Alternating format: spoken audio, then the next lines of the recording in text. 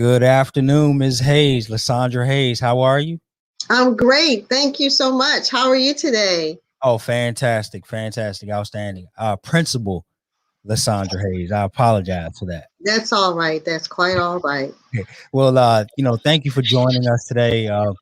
This is Lending with Purpose, and we have conversations, Ms. Hayes, with our clients, our friends, various introductions to forms of information, professionals like yourself, and resources that we use and we look for that we never knew existed or wanted to learn more about.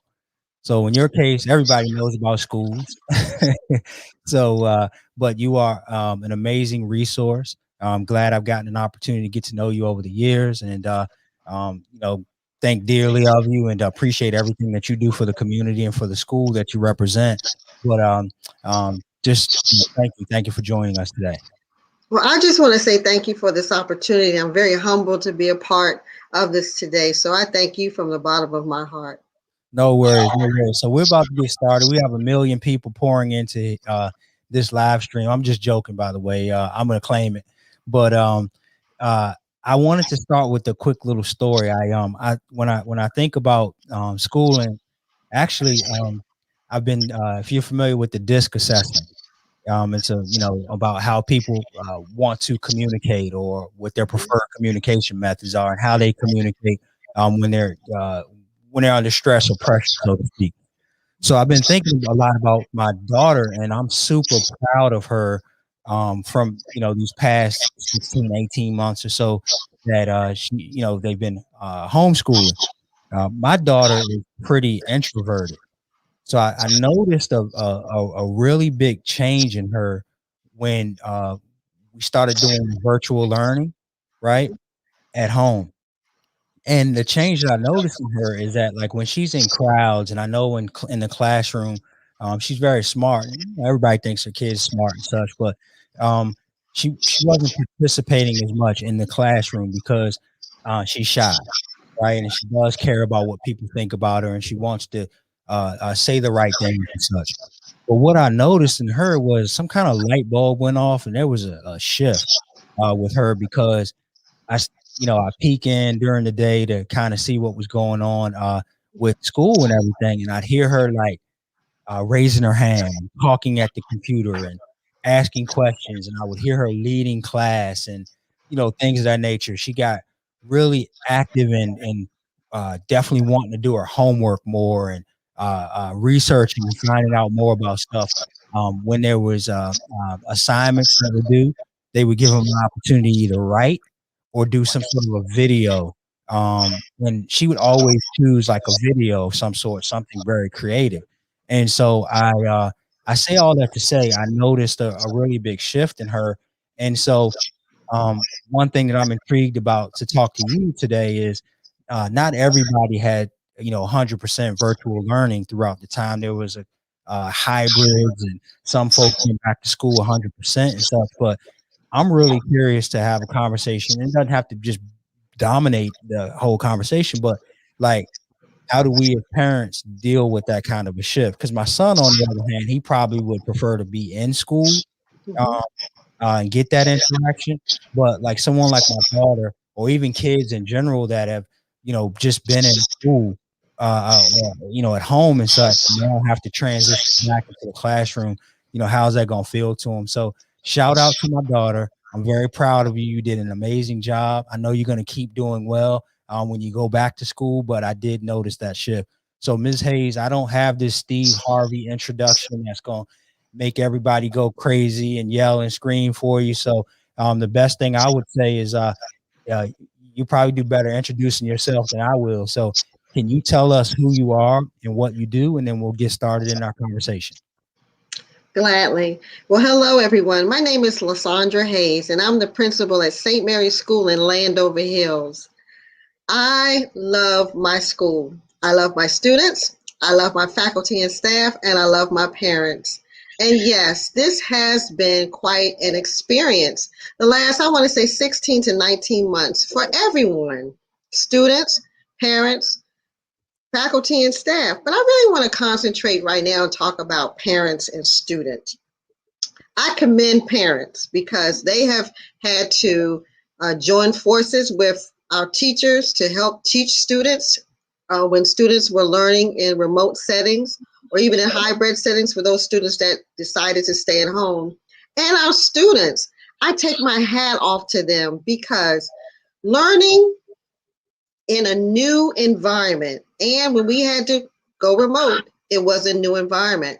But from what I saw with the students at our school, their commitment, their fortitude, their focus, their perseverance, their fortitude, which I admired and I praised. And I want to talk about that a little bit, okay? I think, we need to take stock of where we are and where we have come from.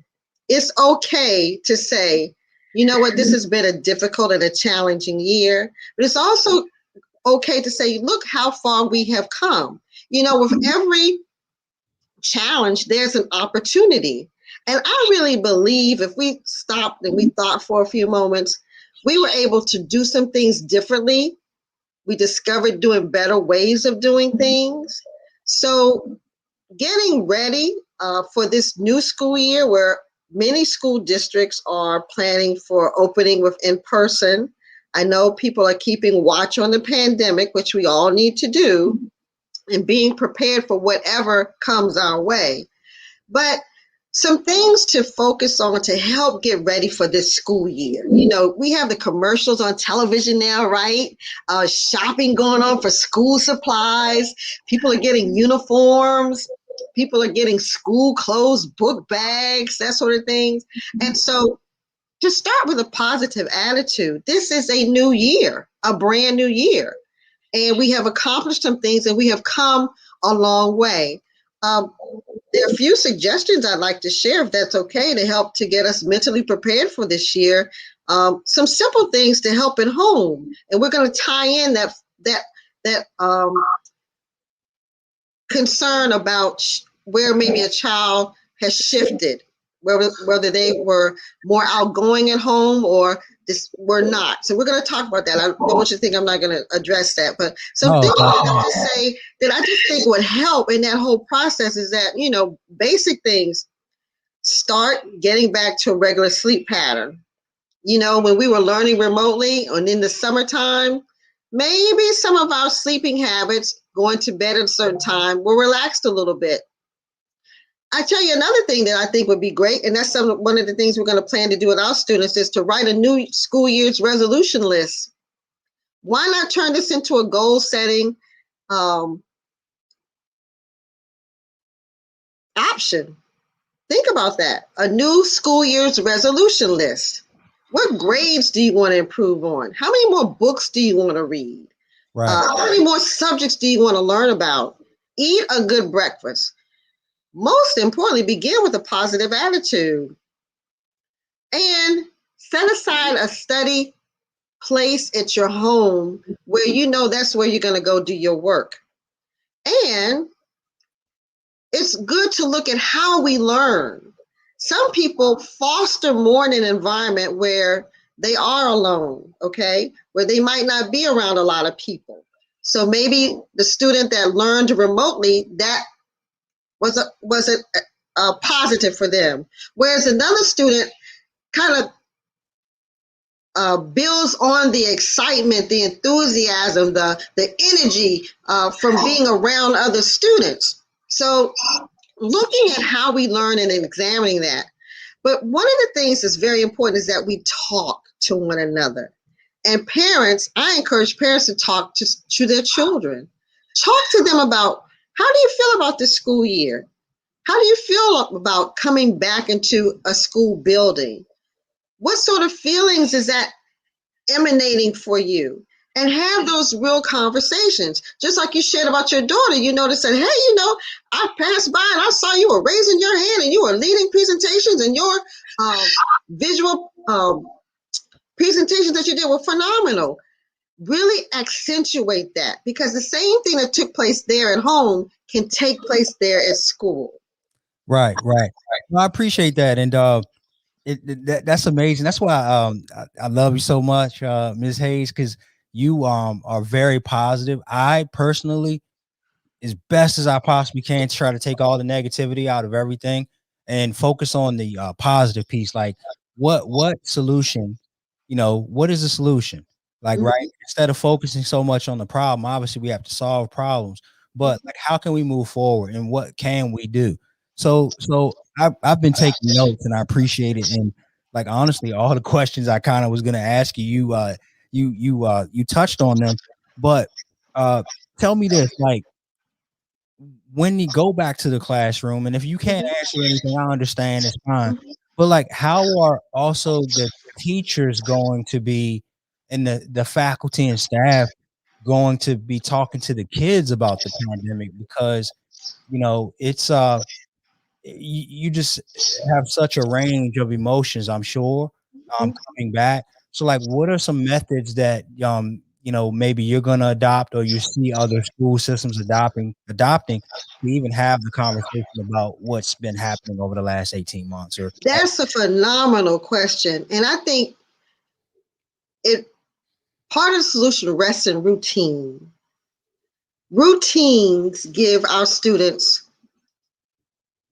what I call stability, confidence in knowing what is going to happen next.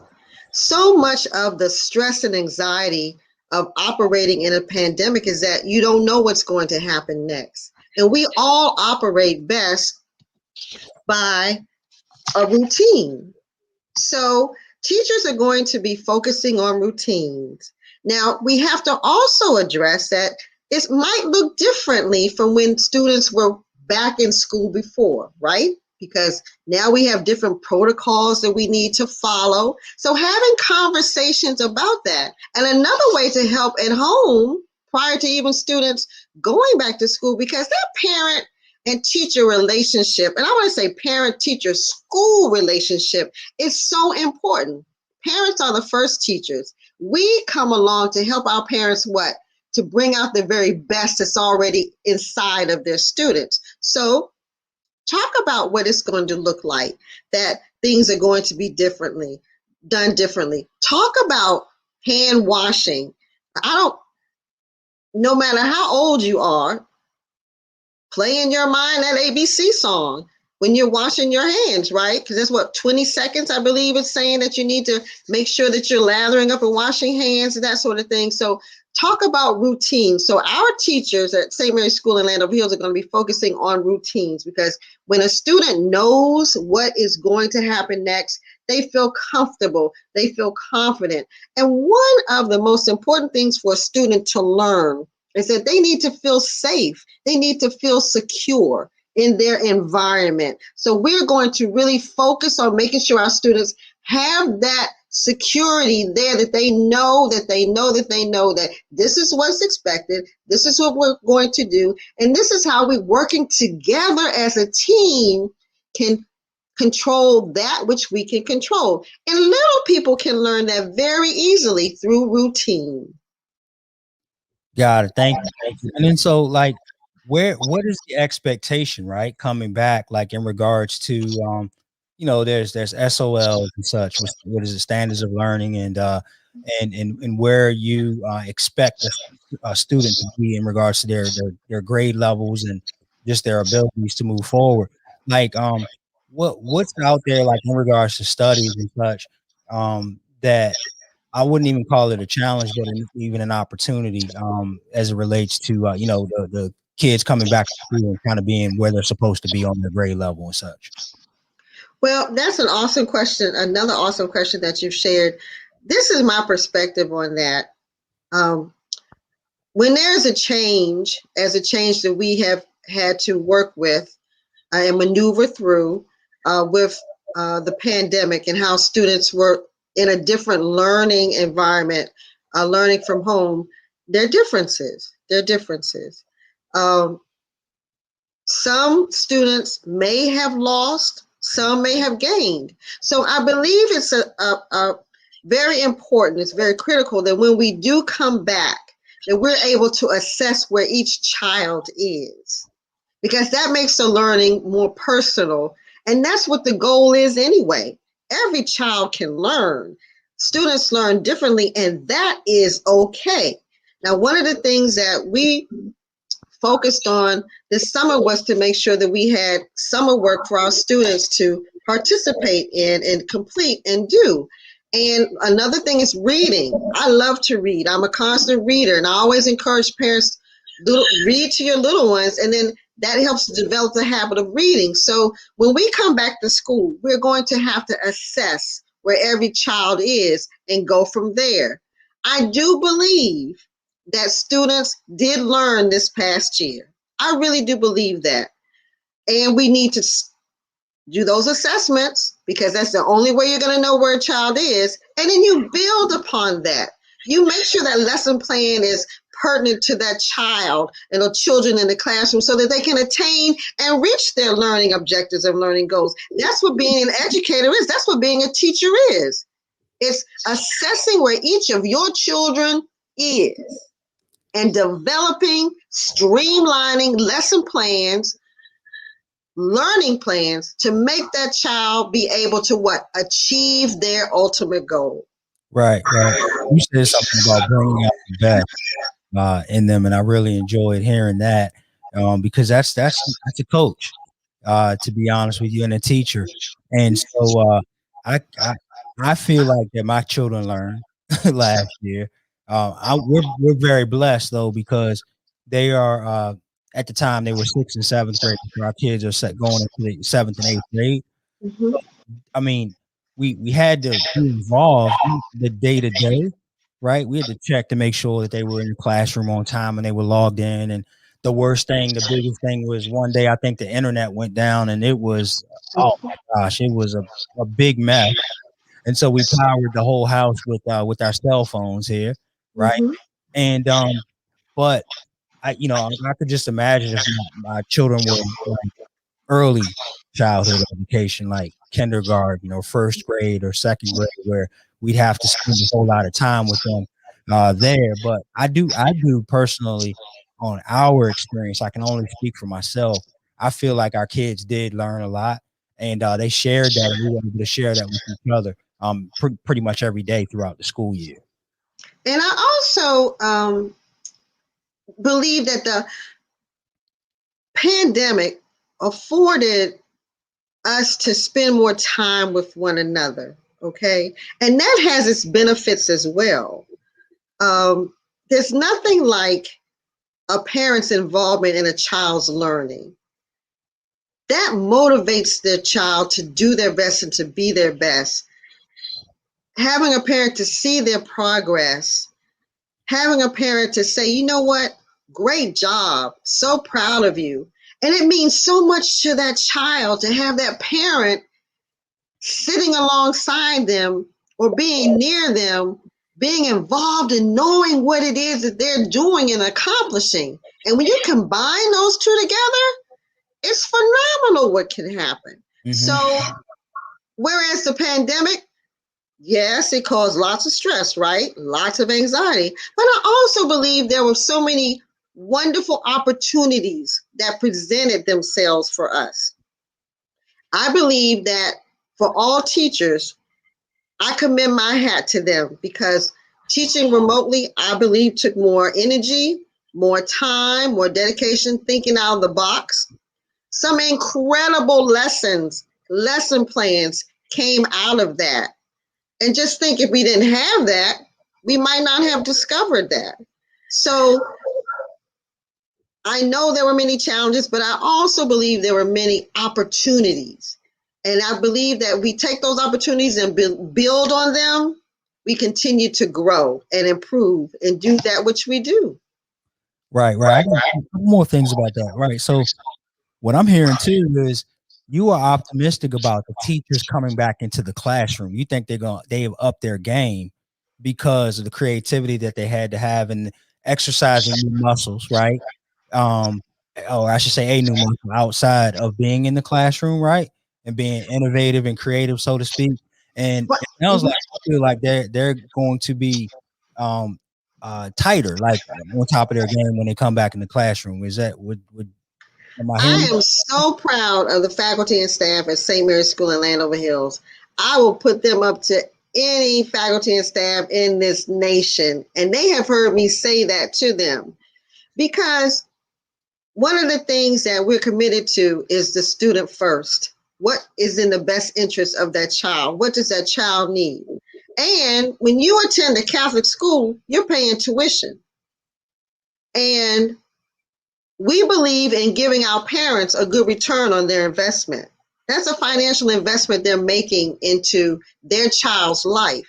So from that mission of which our faculty and staff have operated and continue to operate from, I can only envision and imagine what this school year is going to be. Now, we are prepared to be in person. We're prepared to be remote. We're prepared to be hybrid. I believe we have to be prepared for all of that, depending on how the virus continues to spread. But I'm telling you, I'm very confident in the faculty and staff of St. Mary's School in Landover Hills and what they can deliver, because I know what they did this past year. That's awesome. It reminds me of the conversations that I have with my team as well. Is the customer, the consumer is super important. You want to be able to communicate in the way that they like to communicate, right? That makes them feel a part of the transaction, right? Or the purchase. I hate to use the word transaction because we help families, right? Yes, yes. But I talk to people sometimes and they're asking how they should do things. I'm like, listen, I'll send a carrier pigeon to you if you like. Whatever it is, the experience that you want to have is the experience that we need to be able to provide. So to hear you to say, hey, listen, we're prepared for virtual learning, distance learning. We're prepared for in-person. We're prepared for hybrid. There's some hope involved because I hear a lot of gloom and doom, right? I try to block all that stuff out, right? Because fortunately, and I say fortunately because not everybody's gone through what my wife and I have gone through with our, the education piece. Mm-hmm. We haven't experienced the a lot of the bigger issues that I'm hearing out here. So the last question about the whole school piece is, what advice? I won't even ask you advice to parents because you hit it on the head, and those that are listening, even when you're watching the replay, put in the comments some of the things that you've heard that you think were beneficial. You talked about having sleep patterns, regular sleep patterns. You talked about having a new school resolution list, accountability. You talked about thinking about how you actually learn, which is very important. And I think that what you were talking about is super important. But what advice would you give to educators as well, like right now, and knowing that school's about to start happening again? What advice would you give to the educators? What I would share would be to take good care of yourself, because in taking care of yourself, we have been charged with the responsibility of taking care of others. And when I say others, I mean the young people that are entrusted in our care. Educating children, teaching, in my opinion, is a calling. And I believe teachers are called because you are molding and shaping the minds and hearts and spirits of young people, of our future leaders for tomorrow. So you give out a lot, you do a lot. So self-care, making sure that these suggestions that were given at the beginning that we are doing ourselves, reestablishing our sleeping patterns, making sure that we're organized, making sure that we're focusing on having a positive and a great year. That reminding ourselves that school is cool. I mean, that's a place where you learn new and interesting things. And I'm a firm believer, Mr. Williams, that at the crux of all learning is a child's self-esteem. And if you can get a child to believe in who they are and whose that they are, the sky is the limit.